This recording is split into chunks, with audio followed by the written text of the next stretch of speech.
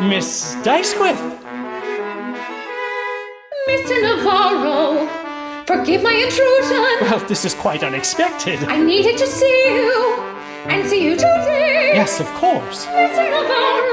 Navarro, I have arrived at a stunning conclusion, and I feared I would lose my resolve if I didn't come here directly to say I've decided to marry you. I decided to marry you. I decided, though Henry's gone, that life goes on for me. I have thoroughly thought it through, and the man that I want is you. Though it's true there are quite a few who strongly disagree, nonetheless I will marry you. I confess that I'm frightened too, but unless I am wrong, you long for love as much as I. This is quite unconventional, I admit, but why should that matter a whit? And if you do not say yes at once, I think I'll die. Miss Dicewith, you've rendered me speechless. May I call you Phoebe? What am I doing here? This could be dangerous if I'm discovered. Imagine the scandal, and I couldn't handle a scandal so visible. I'll stay invisible, still as can be. What's going on in there? I can hear voices. I recognize Monty, but is that a woman? If it's a woman, then what is she doing here? Is it the cousin? I wish I could see. If it's the cousin, it might just be business. It's family business and none of my business. But why is she here in the home of a bachelor? Of course, one could point out that I'm here as well.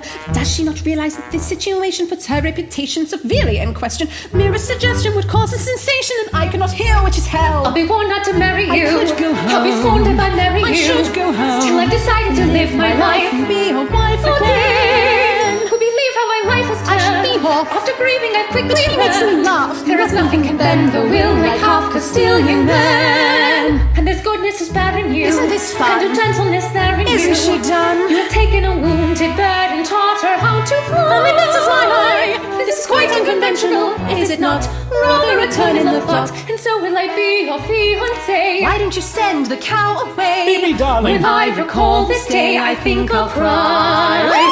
What was that?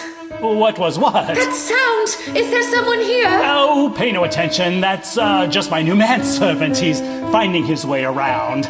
I'll be with you in a moment.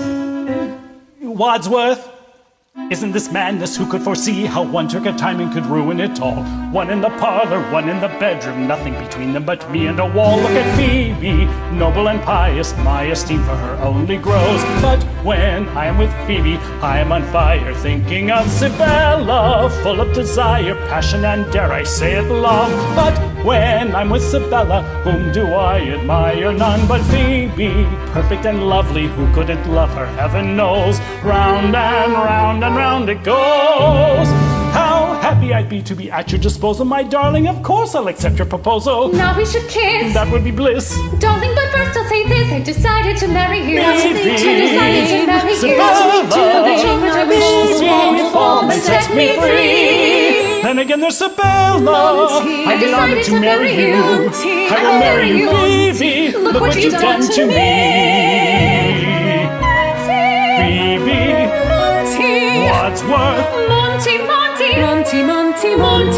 I'm grateful indeed for your gracious bestowment. Yes, Wadsworth, I told you I'd be just a moment. Now, Monty, dear, I think I now should go. Oh. But I still want to marry you. Even so. I've decided to marry you. Just go. How I long to marry you. Yes, I'm delighted to marry you. Marry, a shame you must go.